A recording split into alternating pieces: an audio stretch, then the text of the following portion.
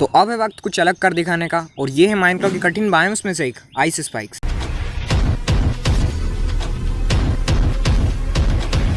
ये कठिन इसलिए है क्योंकि ना तो कोई ट्री है, और काऊ, शिप, पिग जैसे जानवर को एग्जिस्ट ही नहीं करते, और मुझे सरवाइव करना है इसमें 100 डेज, वो भी माइनक्राफ्ट के हार्डकोर में, सिर्फ इसी आइस स्पाइक्स में। तो ये थी मेरे डे 1 की शुरुआत, और मुझे कुछ पता ही नहीं था मुझे यहाँ पर करना क्या है। तो मैंने स्नो को तोड़ा, यहाँ से कुछ मिला नहीं, तो उसके बगल में आइस था, इसको तोड़ा तो इससे भी कुछ भी नहीं मिला।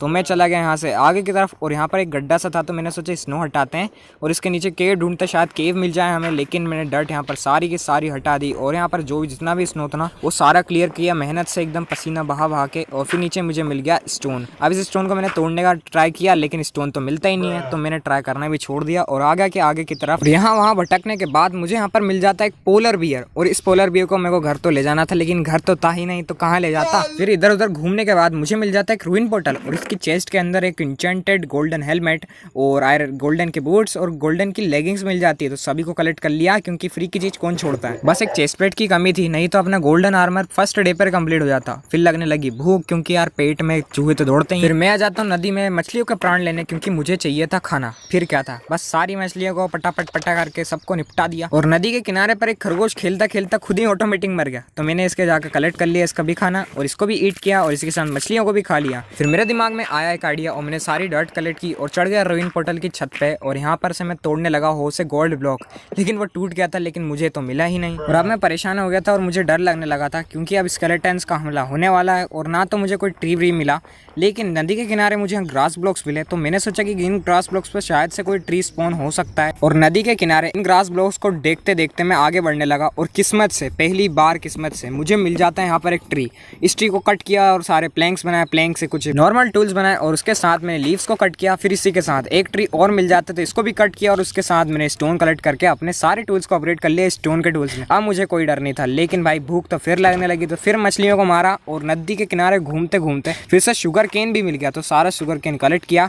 और अब मुझे यहाँ पर एक ग्रास मिली, तो ग्रास को मैंने कट किया, ताकि मुझे शायद से यहाँ पर कोई सीड मिल जाए, क्योंकि कब तक मैं मछलियों को ऐसे ही मारता रहूंगा और अपने सिर पर पाप लेता रहूंगा। फिर मैं आगे बढ़ा, और मेरे पास जो भी बोन्स थी उनको कन्वर्ट किया बोन मिल में, और उस बोन मिल को छिड़क दिया ग्रास के खाली ब्लॉक पे, ताकि मैं उनको कट करके कुछ सीड्स ले सकूं। और तलवार से इनको कट किया, और कुछ सीड्स मिली। और गाइस नाइट हो चुकी थी, तो मैं आ जाता हूँ एक गड्ढे के अंदर, और इस गड्ढे के अंदर मैंने खाया थोड़ा सा रोटन फ्लैश, क्योंकि लगने लगी थी भूख, क्योंकि अब मेरे पास फिश की कमी हो चुकी थी। तो फिर पिकेक से मैंने यहाँ पर डिग करना स्टार्ट कर दिया, क्योंकि मुझे चाहिए था अभी एक छोटा सा रूम। तो इसको सारा का सारा क्लियर किया, जो भी स्टोन थे, और उसके बाद मैंने डर्ट को लगाकर उससे कन्वर्ट किया फार्म में, और कुछ सीड्स लगाई। और अब मुझे चाहिए था आयरन की बकेट, क्योंकि मुझे डालना था भाई पानी। तो उसी के साथ मैं आ जाता हूँ नीचे, और मुझे यहाँ पर मिल जाता है कोल। तो इस कोल को मैं फटाफट से कलेक्ट कर लेता हूँ, क्योंकि भाई कोल काम की चीज़ है यार, इसको हम लोग ऐसे ही नहीं छोड़ सकते। फिर से मैंने नीचे डिग करना स्टार्ट किया, और इस बार मुझे फिर से कोल मिल जाता है, फिर से कलेक्ट किया, और इसके बाद मुझे मिल जाता है बहुत ढूंढने के बाद आयरन। इसको कलेक्ट किया सारा का सारा, और इसी के साथ देखो आप लोग मैंने कितनी ज़्यादा बड़ी माइन बना दी थी। और फिर मैं आ जाता हूँ भाई, जो भी स्टोन मिला मुझे मैंने चेस्ट में रखा, और मैं नेक्स्ट टाइम जब वापस आया तो मैं आ जाता हूँ एक माइन शाफ्ट के अंदर, और इस माइन शाफ्ट के अंदर जो भी स्ट्रिंग था मैंने सारा का सारा कलेक्ट किया, और 2 क्रीपर मिल जाते हैं। लेकिन गाई एक को तो मैं मार देता हूँ, और दूसरे से नहीं बच पाता। फिर आग चलते ही मुझे मिल जाता है ढेर सारा आयरन, तो इस आयरन को भी कलेक्ट करते हैं, क्योंकि इनको कैसे छोड़ सकते हैं, आप ही लोग बताओ इसको कैसे छोड़ सकते हैं। ये सारा का सारा माइन किया, और उसके बाद कुछ फर्नेस बनाई, ताकि मैं इनको स्मेल्ट कर सकूं, और इनको स्मेल्टिंग पे डाल दिया। उसके बाद मैंने कन्वर्ट किए स्ट्रिंग्स को अपने वुल में, और इन वुल से बनाया अपने लिए एक प्यारा सा सफ़ेद बेड। अब इस बेड को वापस तोड़ लिया, और जो भी आयरन स्मेल्ट हुआ उससे बनाया कुछ आयरन के टूल्स, और फिर से माइनिंग में लग गया। और इसी के साथ मुझे मिल जाता है केव स्पाइडर का स्पॉनर, तो इस स्पॉनर को तो बंद करता हूँ, क्योंकि अपने लगने वाले थे लाले। फिर यार कुछ स्लाइम्स मिलती है, तो इनको मैं मार देता हूँ, क्योंकि मुझे चाहिए थी स्लाइम बॉल्स। और इसी के साथ जो भी आयरन मिलता है सभी को कलेक्ट किया, और उससे बनाई एक वाटर बकेट, और फिर पानी डाल दिया अपने फार्म लैंड में। फिर से एक बार नदी में गया, और फिर से एक और वाटर बकेट लाए, और उसको फिर से डाल दिया फार्म लैंड के अंदर। अब भाई मैं टेंशन फ्री हो गया था और सो गया था। और मेरी नींद पूरी नहीं हुई, और मेरे ऊपर फैंटम्स हमला कर देते हैं। और अच्छी बात ये थी कि ये दोनों केव में यहीं पर फंस चुके थे, तो मैंने इनको बहुत ही आसानी से तलवार से मार दिया, और फ्री के 2 फैंटम मेंबर्स कलेक्ट कर लिए। और फिर से के साथ मैं अपने लिए लगाने लगता हूँ शुगर केन्स फार्म लैंड में, और मैंने अपने फार्म को थोड़ा सा इंक्रीज कर दिया, और इसके अंदर कुछ सीड्स लाई वापस से। और जो आयरन स्मेल्ट हो गया था मैंने जो कलेक्ट किया था माइन शाफ्ट से, उसी से अपने लिए बनाए कुछ आयरन के टूल्स। और इन आयरन के टूल्स बनाने के बाद अपनी फसल ही बड़ी हो गई, तो फसल को भी कट कर लिया, और वापस से सीड्स लगा दी। और इसके बाद बनाया अपने लिए आयरन से एक आर्मर, और ये आयरन के आर्मर बनाने के बाद उस आर्मर को पहन लिया, और इसके बाद मैंने बनाई को एक शील्ड। और अब देखो मैं बन गया था पूरा iron man, I am Iron man. फिर यार मैं एक छोटा सा प्लेटफॉर्म तैयार करता हूँ और वहाँ पर लगाता हूँ एक ट्री की सैपलिंग, क्योंकि अब ट्रीज तो मुझे चाहिए थे घर बनाने के लिए। फिर मैं कुछ वीट से अपने लिए बेड बनाता हूँ और उसके बाद बेड पर आराम से सो जाते हैं भाई। फिर उसके बाद जो भी ट्रीज ग्रो हुए थे मैंने उनकी लीव्स से वापस से सैपलिंग ली और उसके बाद सारे के सारे को कट कर दिया और उसी के साथ वापस से उनको रीप्लांट कर दिया। और मैं आ जाता हूँ माइनशाफ्ट के अंदर डायमंड्स ढूंढने के लिए, क्योंकि यार मेरे पास बोन्स तो थी नहीं ट्रीज को ग्रो करने के लिए, तो मैं आ जाता हूँ डायमंड ढूंढने। और यहाँ पर इस चेस्ट से सारा सामान कलेक्ट कर नीचे जा ही रहा था तो मुझे यहाँ पर एक दिख जाता है भाई स्पॉनर केव स्पाइडर का, और इस केव स्पाइडर के स्पॉनर को भाई फटाफट से बंद करता हूँ। और आगे जैसे ही बढ़ा मुझे यहाँ पर मिल जाते हैं एमेथाइस्ट के जियोड्स, जो कि भाई बहुत ज़्यादा मस्त होते हैं, इनके साउंड्स भी अच्छी होती है। तो मैंने यहाँ पर सारी जगह क्लीन की और एक पानी की बाल्टी ली और नीचे कर दी अपने लिए एक MLG, और MLG सक्सेसफुल भी हो गई, लेकिन बगल में फूट जाते हैं क्रीपर भाई साहब, और ज़्यादा कुछ नुकसान तो अपना हुआ नहीं। और मकड़ी यहाँ पर आ जाती है, इसको भी निपटू देते हैं। और इसको फिनिश करने के बाद जो क्रीपर जहाँ पर ब्लास्ट हुआ था वहाँ पर जो ब्लॉक्स थे वो मैंने कलेक्ट किए, और यहाँ पर लगे हुए थे कुछ शार्ड्स, तो मैंने इनको अपनी आयरन की पिकेक्स से कलेक्ट कर लिया और इन पर चलने पे बहुत मस्त साउंड प्रोड्यूस हो रही थी। तो मैंने इनको सारे को कलेक्ट किया क्योंकि मैं बनाने वाला था टेलीस्कोप, और वो बहुत काम की चीज़ है यार। और आगे की तरफ मुझे मिल जाता है लेपिस, तो इसको भी कलेक्ट कर लेते हैं क्योंकि इंचांटिंग टेबल तो बनाना ही है। और फिर नीचे डिग करके आ जाता हूँ मैं कोऑर्डिनेट नंबर 11 पे, और यहाँ पर आने के बाद तो लावा ही लावा बह रहा था, तो मैं जहाँ पर लावा नहीं बह रहा था वहाँ पर गया और वहाँ पर बहुत ज़्यादा रेडस्टोन था, तो सारे के सारे रेडस्टोन को कलेक्ट किया और उसी के साथ जहाँ पर लेपिस था इस लेपिस को भी कलेक्ट कर लिया। और लेपिस तो भाई उसके नीचे जस्ट लावा था, तो बड़ी मुश्किल से 2-4 लेपिस मिले, उसी में खुश होकर मैं वहाँ से बाहर निकल गया। और फिर रेडस्टोन को भी कैसे छोड़ सकते हैं। और इसी के साथ मेरी माइनिंग इतनी ज़्यादा बड़ी हो चुकी थी कि लेकिन अभी तक मुझे कोई डायमंड का पता ही नहीं था। फिर इसी के साथ मैं वापस से डिग करना स्टार्ट किया और इस बार मुझे मिल जाते हैं डायमंड्स। और इन डायमंड्स को देखते ही मैंने सारी की सारी जगह को साइड से क्लीन कर लिया और फिर तोड़ने लगा डायमंड अपने लिए। और इस डायमंड को तोड़ने में तो अलग ही सेटिस्फेक्शन मिलता है। तो सारे डायमंड्स को कलेक्ट किया और मेरे पास हो गए थे टोटल 6 डायमंड्स। फिर से माइनिंग करना मैंने स्टार्ट कर दी और मैं माइनिंग करने वाला था 10 डेज़ के लिए, और 10 डेज़ को मैंने डिवाइड किया था 5-5 दिन में। कोई बोलता है भाई कोऑर्डिनेट नंबर 6 पर भी डायमंड मिलते हैं, तो मैंने सोचा कोऑर्डिनेट नंबर 6 पर भी डायमंड ढूंढ लेंगे। फिर इसी के साथ मुझे मिल जाती है एक रिविन बड़ी सी, जो कि भाई ढकी हुई थी क्योंकि ऊपर से तो खुली नहीं थी। फिर मैं यहाँ पर एक डर्ट रखता हूँ और यहाँ पर से देखता हूँ कि मुझे किस तरफ बढ़ना चाहिए। तो जहाँ पर एक्सोलोटल जा रही थी मैं उसी डायरेक्शन में आ गया और लकीली भाई एक डायमंड मिला बस, लेकिन मिल गया, डायमंड तो मिला। और मुझे एक जगह पर डायमंड्स दिखे थे लेकिन वहाँ पर जाने के लिए लावा था, तो लावा को मैंने पानी की बाल्टी डाली और ऑब्सिडियन बना दिया और फिर से मैंने सारी जगह डिग की और मुझे इस बार मिले थे 3 डायमंड्स। हाँ, हालांकि थोड़े से कम थे लेकिन जो मिलता है उसमें खुश रहना चाहिए, तो मैंने यही सोच के वहाँ से डायमंड को कलेक्ट किया। और वहाँ से बाहर निकलते हुए मुझे मिल जाते ड्रिप स्टोन्स, तो इन ड्रिप स्टोन्स का भी आगे कुछ यूज़ होगा, तो मैंने सारे के सारे ड्रिप स्टोन को भी कलेक्ट कर लिया और वापस से मैंने अपनी स्ट्रिप माइनिंग को कंटिन्यू किया और डायमंड्स ढूंढता गया। और एक बार तो लिटरली मुझे 8 डायमंड्स मिले थे, उनसे फिर मैंने एक डायमंड की पिकेक्स बना ली और उसके बाद मेरे 5 दिन कंप्लीट हो चुके थे कोऑर्डिनेट 11 पे। और अब बारी थी कोऑर्डिनेट नंबर 6 पर 5 दिन वापस से माइनिंग करने की, तो मैं वापस से कोऑर्डिनेट नंबर 6 पर माइनिंग करता हूँ। और इसी के साथ भाई कोऑर्डिनेट नंबर 6 पर भी मुझे फिर से 8 डायमंड्स मिल जाते हैं। 8 डायमंड जो मिलते हैं ना यार भाई, उनमें तो अलग ही मजा आ जाता है। और फिर 10 दिन की मेहनत के बाद मुझे मिल जाते हैं 58 डायमंड्स। और कोऑर्डिनेट 6 पर तो ज़्यादा डायमंड मिले नहीं, मुझे कोऑर्डिनेट 11 पर ही मिले। फिर अपने फॉर्च्यून सेकंड वाले इंचेंटेड हॉर्स से मैंने सारी फसल को कट किया और मुझे सीड्स ज़्यादा मिल रही थी, वीट तो कम ही मिल रहा था। फिर सीड्स को मैंने वापस से रीप्लांट कर दिया और उसके बाद मेरे पास जो भी डायमंड्स थे ना उनसे बनाना स्टार्ट किया। मैंने अपने लिए डायमंड का आर्मर पहने, बनाई चेस्ट प्लेट और उसके साथ पूरा डायमंड का आर्मर। और सिर्फ खाली डायमंड के आर्मर से क्या करता, इसी साथ मैंने बनाया उसके लिए डायमंड की स्वॉर्ड, डायमंड की एक्स और डायमंड की पिकैक्स। और अब तो मेरा कॉन्फिडेंस 7वें आसमान पर था। फिर मेरे पास जो डायमंड की पिकेक्स थी मैंने उससे माइन किया ढेर सारा ऑब्सिडियन और वापस आ गया अपने रूइन पोर्टल के पास, क्योंकि मुझे जाना था नेदर के अंदर। और यहाँ पर आने से के बाद यहाँ पर मैंने जो भी डर्ट लगाई थी वो हटा दी। उसके बाद इस आधे अधूरे से पोर्टल को ऑब्सिडियन लगा के पूरा कंप्लीट किया और जहाँ पर क्राइंग ऑब्सिडियन था वहाँ पर भी ऑब्सिडियन लगाया। फिर उसके बाद एक कोल्ड्रन बना के उसको प्लेस कर दिया, क्योंकि नेदर में हम लोग पानी को ले नहीं जा सकते और यहाँ पर स्नोफॉल हो रहा था, तो मैंने सोचा थोड़ा सा पाउडर स्नो भी कलेक्ट हो ही जाएगा। फिर जब कोल्ड्रन में सारा स्नो भरा गया तो मैंने अपनी आयरन की पकेट से उसके अंदर भर लिया पाउडर स्नो और कोल्ड्रन को वापस अपने जेब में रख लिया, क्योंकि बाद में काम आने वाला है। फिर मैं एंट्री कर लेता हूँ सीधा नेदर के अंदर। फिर यहाँ पर आने के बाद तो अलग ही डर लगने लगता है, क्योंकि अगर थोड़ी सी भी गलती की ना तो हम लोग सीधा डुबकी मार लेंगे लावा के अंदर। और इसी के लिए बचने के लिए मैंने साथ में लेके आया था स्नो बकेट। और सामने की तरफ मुझे मिल जाता है एक नेदर का फोर्ट्रेस, और इस फोर्ट्रेस के पास जाने से पहले यहाँ पर कुछ क्वार्ट्स मिलता था, इस क्वार्ट्स को कलेक्ट कर लेता हूँ, क्योंकि इसी के लिए मैं यहाँ पर आया था, क्योंकि भाई हमारा जो फिश फार्म है ना वो इसी से बनने वाला है। और फोर्ट्रेस के नजदीक जाते से ही मुझे यहाँ पर विदर स्केलेटन और उसका भाई सिंपल स्केलेटन दोनों मिल जाते हैं, लेकिन लेकिन इन दोनों को मार दिया और फिर से मुझे मिल जाते हैं ब्लेज। और ये ब्लेज इतनी ज़्यादा तादाद में आए थे, मतलब इनके भाई बहन सारे के सारे साथ में आ गए थे, तो इनको मारा। लेकिन भाई इन्होंने भी मुझे आग लगा दी थी, फिर भी कैसे ना कैसे करके इनको मारा और एक ब्लेज रोड मिली थी वो भी कलेक्ट कर ली। और फिर मैं जैसे ही आगे बढ़ा यहाँ से, यहाँ पर तो इतने सारे ब्लेज थे क्योंकि यहाँ पर उनका पूरा स्पॉनर था। फिर बिना टाइम वेस्ट किए स्पॉनर के बाहर मैंने टॉर्चेस लगाई और इसी के साथ आ जाता है भाई विदर स्केलेटन और ये मुझ पर हमला करने लगता है, लेकिन इसको भी मार दिया। और फिर कैसे ना कैसे करके इस स्पॉनर को पहले बंद किया और सामने ब्लेज भी आ चुके थे, तो इनको भी मारना स्टार्ट। और उन सब की बैंड बजाने के बाद मैं आ जाता हूँ सीधा सोल सैंड वाली बायोम में, क्योंकि मुझे चाहिए थी सोल सैंड अपने फिश फार्म के लिए। तो यहाँ पर से बहुत आसानी से मिल गई थी, तो शवल से बहुत ही इजीली कलेक्ट कर ली और फिर टोटल 6 स्टेक सोल सैंड की कलेक्ट करके मैं नेदर में से लाया था। फिर कुछ कोबल स्टोन का यूज करके मैं लेवल 152 पर आ गया। फिर यहाँ पर आने के बाद मैंने एक बनाया एक प्लेटफॉर्म और यहाँ पर रखी 2 चेस्ट और इसी के पीछे इसको कनेक्ट कर दिया 4 होपर से, ठीक है। फिर उसके बाद मैंने उन 2 सभी के ऊपर लगाया पिस्टन्स, क्योंकि मुझे किलिंग चेंबर बनाना। फिर कुछ ग्लास के ब्लॉक्स को लगाकर मैं आ जाता हूँ ऊपर की तरफ और यहाँ पर आने के बाद मैं अपनी जो भी सोल सैंड लगाई थी ना वो सारी की सारी यहाँ पर फिल कर देता हूँ। फिर उसी के साथ कुछ टेम्परेरी ब्लॉक्स लगाता हूँ जिनके ऊपर मैं पानी डालने वाला था, तो सभी को लगाया। फिर उसके बाद मैंने वाटर बकेट से एक इन्फिनाइट वाटर सोर्स बनाया। फिर सारे टेम्परेरी ब्लॉक्स के ऊपर मैंने पानी डाल दिया। फिर कुछ फेंस गेट लगाए और फिर मेरा फिश फार्म एकदम रेडी था। और अब मुझे होना था 2 घंटे के लिए ऑफलाइन, तो मैं हो जाता हूँ AFK 2 घंटे के लिए। और फिर जब मैं वापस आता हूँ तो अपनी चेस्ट में होते हैं एकदम 5 स्टेक बोन्स के और इतनी सारी मछलियाँ होती है कि भाई खाने के तो कभी कमी नहीं पड़ने वाली थी। फिर यहाँ से मैं सीधा जंप ले लेता हूँ पानी के अंदर। और हाँ, इस रिवर के अंदर मैंने कुछ बोन मिल से कोरल रीफ उगाई थी ताकि मछलियाँ जल्दी स्पॉन हो। और इसी के साथ मैंने कुछ बोन मिल्स का यूज़ करके ट्रीज़ को ग्रो किया और उसके बाद सारे ट्रीज़ की कटाई चालू कर दी, क्योंकि अब ट्रीज़ का बहुत ज़्यादा यूज़ होने वाला है, क्योंकि फाइनली अपने घर का काम स्टार्ट करने वाला हूँ मैं। फिर जो भी ट्रीज़ ग्रो हुए थे उन सभी की मैंने कटाई की फटाफट से और उनको रीप्लांट करके फिर से रीग्रो किया। और फिर से मैं जब वापस जा रहा था अपने केव के अंदर, छोटे से बेसमेंट के अंदर, तो यहाँ पर भाई एक पोलर बियर हो जाता है एकदम ऑटोमेटिक, जो यहाँ पर फंस गया था। और किस्मत से जो मैंने माइनशाफ्ट के अंदर स्लाइम्स को मारा था उससे मैंने कुछ लीड्स बनाई और उसके बाद यहाँ पर एक फेंस लगा के इस पोलर बियर को रस्सी से बांध दिया यहाँ पर। अब ये यहाँ से कहीं बाहर नहीं जाने वाला था। फिर मैंने स्टार्ट किया अपने घर का काम। और ये बायोम थी कौन सी? Ice spikes. और यहाँ पर मैं इतनी आसानी से अपना घर बना लूँ, ऐसा तो हो ही नहीं सकता। और यहाँ पर एक दिक्कत हो गई थी, वो दिक्कत ये थी कि मैं जैसे ही स्नो क्लीन करता हूँ वापस से स्नोफॉल हो जाती है, वापस से स्नो जम जाता है। तो इसी के चक्कर में भाई बहुत टाइम लगा। और नीचे कुछ प्लैंक्स लगाए, कुछ पिलर्स खड़े किए और उन पिलर्स को कनेक्ट कर दिया एक दूसरे से।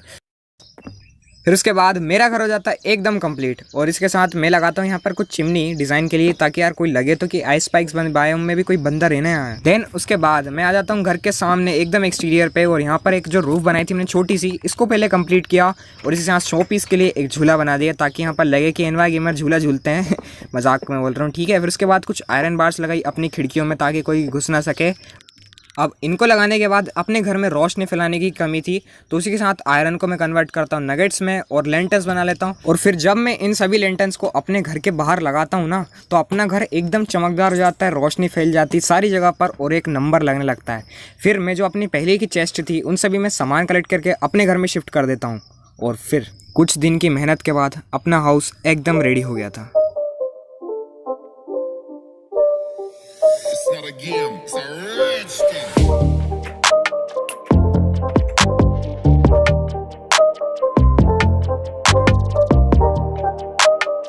फिर मेरे पास अपना पुराना गोल्ड का और आयरन का आर्मर बचा हुआ था, तो उन दोनों को मैं पहना देता हूँ, इन दोनों आर्मर स्टैंड्स को, और पकड़ा देता हूँ एक एक टूल्स हाथ में, जो कि देखने में बहुत अच्छे लगेंगे। फिर उसके बाद मैं आ जाता हूँ यहाँ पर केव में वापस से, क्योंकि अब टाइम था इन दोनों पोलर बियर्स को अपने नए वाले हाउस पर शिफ्ट करने का। फिर इन दोनों की लीड्स को मैं छोड़ देता हूँ और वापस से लीड्स बांधकर इनको ले आता हूँ इनके नई जगह पर, एकदम मस्त वाली, जहाँ पर वो दोनों आराम से रह सकेंगे। और इन दोनों को मैंने बांध दिया था रस्सी से। उसके बाद मैं आता हूँ नेदर में, और नेदर में आने के बाद ये पिगलिन्स मेरे ऊपर इतने एग्रेसिव हो जाते हैं कि मुझ पर अटैक करने लगते हैं। फिर मैं इनके आगे गोल्ड डाल देता हूँ, फिर ये थोड़ी देर तक के लिए शांत हो जाते हैं। और अब मेरे पास गोल्ड की भी बहुत ज़्यादा कमी हो चुकी थी, कुछ तो थे ही नहीं मेरे पे, तो मैं अपने पोर्टल से दूर भटकते भटकते आ जाता हूँ बहुत ज़्यादा दूर। और यहाँ पर मुझे मिल जाता है गाइस बाशियन, और इस बाशियन में ना बहुत तगड़ी तगड़ी लूट होती है। तो इसी के साथ मैं लावा डाल के यहाँ पर से लूटता हूँ चेस्ट। और इसकी चेस्ट में पहली वाली में तो कुछ नहीं मिला, लेकिन दूसरी वाली चेस्ट में इतना मस्त चीज़ मिली, एंशिएंट डेब्रिस और एक डायमंड की शवल मिल चुकी थी, जो कि मैंने बनाई ही नहीं थी। फिर इसी के साथ यहाँ पर कहीं पर बाशियन में गोल्ड ब्लॉक छुपे होते हैं, तो मैंने उनको चुपके से माइन किया, क्योंकि कभी पिगलिन्स मुझे देख लेते तो मेरी बैंड बजा देते भाई साहब। फिर मैं आ जाता हूँ इस बाशियन की सबसे ज़्यादा मेन जगह पर, और यहाँ पर आने के के बाद मैग्मा मुझ पर इतना ज़्यादा एग्रेसिव हो जाते हैं, अटैक करने लगते हैं। फिर मैं इस स्पॉनर को जैसे तैसे बंद करता हूँ और मैं लूटने लग जाता हूँ गोल्ड ब्लॉक। लेकिन फिर से मुझे ये मैग्मा परेशान करने लगते हैं। भाई साहब ये मेरे ऊपर चढ़ने लगे थे, तो मैंने सोचा अब तो एक बार इनको रख के बजाय देता हूँ असली में, क्योंकि अभी बार बार मुझे तंग करने आ रहे थे। तो जैसे तैसे करके गाइस मैंने मेन वाले चेस्ट में से एक डायमंड की इंचेंटेड लेगिंग्स मिली और इसी के साथ 7 डायमंड्स और गोल्ड ब्लॉक्स की तो पूछो ही मत, ढेर सारे गोल्ड ब्लॉक्स में मिल गए।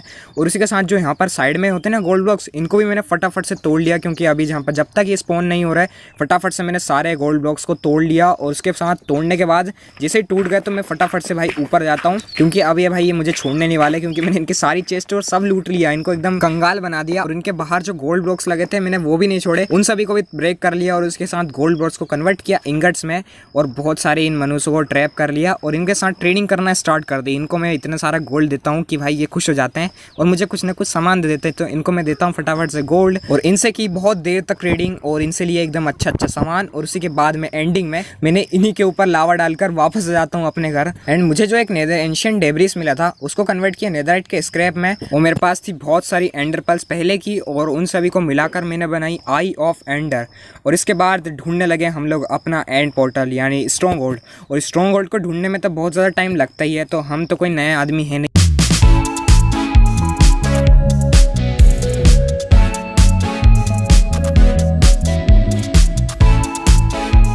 हम पहुंच जाते हैं अपनी फाइनल डेस्टिनेशन पर और पिकेक्स से मैं करता हूं सीधा माइन और हम लोग आ जाते हैं सीधा स्ट्रॉन्ग होल्ड के अंदर। और यहां पर आने के बाद सबसे पहले तो भाई एक चेस्ट लूटी, और जिस चेस्ट के अंदर एक इंचेंटेड बुक और दूसरी चेस्ट में तो एक डायमंड मिल गया गाइज। लिटरली यार मजा आ गया। और फिर से इंचेंटेड बुक्स और सारी चेस्ट एक एक करके मैंने लूट ली। उसके बाद काफी ज्यादा ढूंढने के बाद मैं आ जाता हूँ लाइब्रेरी के अंदर और यहाँ पर से भी चेस्ट लूटता हूँ, क्योंकि अपना काम तो है भाई, कैसे छोड़ सकते हैं इनको। देन यहाँ पर जो बड़ी सी लाइब्रेरी होती है मैं इसको करता हूँ तोड़ना स्टार्ट, और इसके साथ मैं इस लाइब्रेरी को ऐसा बना देता हूँ और इसी के साथ मेरे पास हो जाती है इतनी सारी बुक्स। फिर मैं आता हूँ सीधा एंड पोर्टल रूम में, और यहाँ पर आने के बाद जो सिल्वर फिश का स्पॉनर होता है ना, इसको बंद करता हूँ और सारी आई ऑफ एंडर को पोर्टल के अंदर फिल कर देता हूँ। और ये जो साउंड आती है ना टन टन की, बहुत मस्त होती है।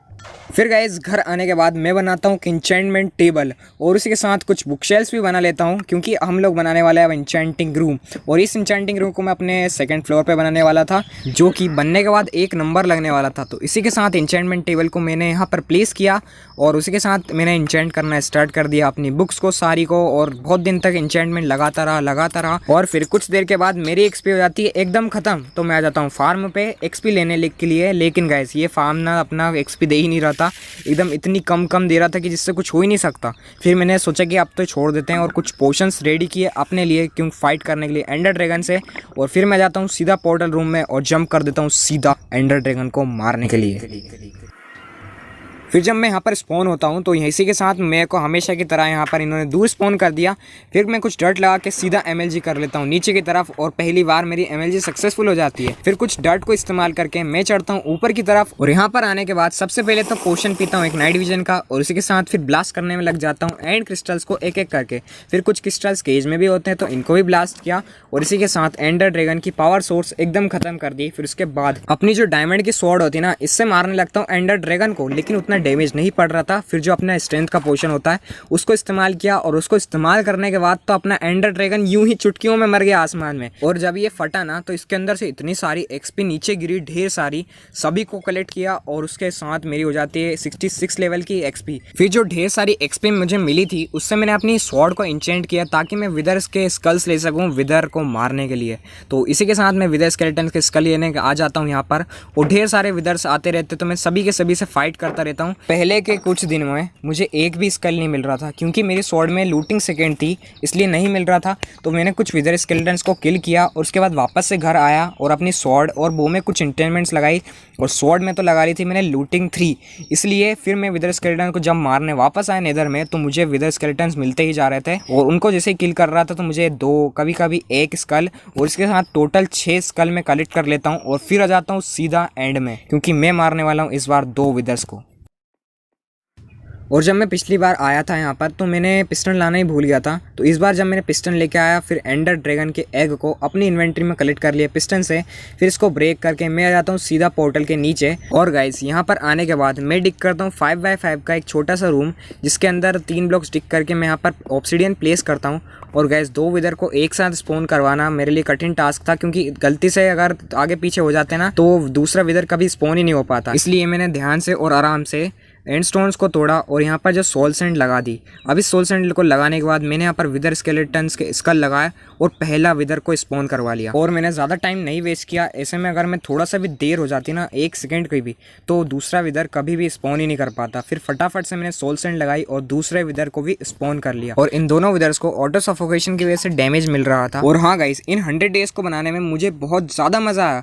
और अगर आप लोग चाहते हो कि मैं इन 100 डेज को 200 डेज भी करूँ, तो आप इस वीडियो पर बस 5 के लाइक्स कंप्लीट करवा दो। आप लोगों के लिए तो बहुत छोटी बात है, लेकिन मेरे लिए बहुत ज़्यादा बड़ी बात है। इसलिए जिन लोगों ने लाइक नहीं किया है अभी तक, लाइक कर दो यार। और इन दोनों विदर्स को बेडरॉक सफोकेशन की वजह से बहुत कम डैमेज पड़ रहा था, इसलिए मैंने सोचा कि मैं भी अंदर आ जाता हूँ और इनको स्वॉर्ड से मारता हूँ, क्योंकि मेरे पास थी शार्पनेस 4 और इससे क्या ही डैमेज पड़ने वाला है इनको। फिर मैं दोनों विदर्स को मारना स्टार्ट कर देता हूँ, डैमेज देना स्टार्ट कर देता हूँ और इसके साथ इनको बहुत देर तक मारता हूँ, लेकिन फिर भी ये मर नहीं रहे थे। फिर मैंने पी स्ट्रेंथ 2 की बोतल और इसको पीने के बाद तो मेरे तलवार के अंदर इतनी ज़्यादा शक्ति आ गई थी कि पहला विदर तो ऐसे ही मर गया, वैसे वो मरने ही वाला था। और दूसरे विदर को मारने में भी ज़्यादा टाइम नहीं लगा, इसको भी मैं फटाफट करके मारता हूँ और इसके मरने के बाद मैं बाहर आ जाता हूँ, क्योंकि ये फटते हैं। फिर मैं बाहर आया और इसी के साथ मैंने दोनों विदर्स को किल कर दिया और अब मुझे मिल चुके थे 2 नेदर के स्टार्स। और फिर क्या था, दोनों नेदर स्टार्स को कलेक्ट किया और अपने 100 डेज को भी कंप्लीट कर दिया। और हाँ गाइस, नेक्स्ट 200 डेज में हम लोग ढेर सारे फार्म्स बनाने वाले हैं, विलेजर्स लाने वाले हैं और बहुत भी तगड़ी सी चीज़ करने वाले हैं। तो इसलिए इस वीडियो को अभी लाइक कर दो नेक्स्ट 200 डेज के लिए। बाकी मैं मिलता हूँ नेक्स्ट 200 डेज में।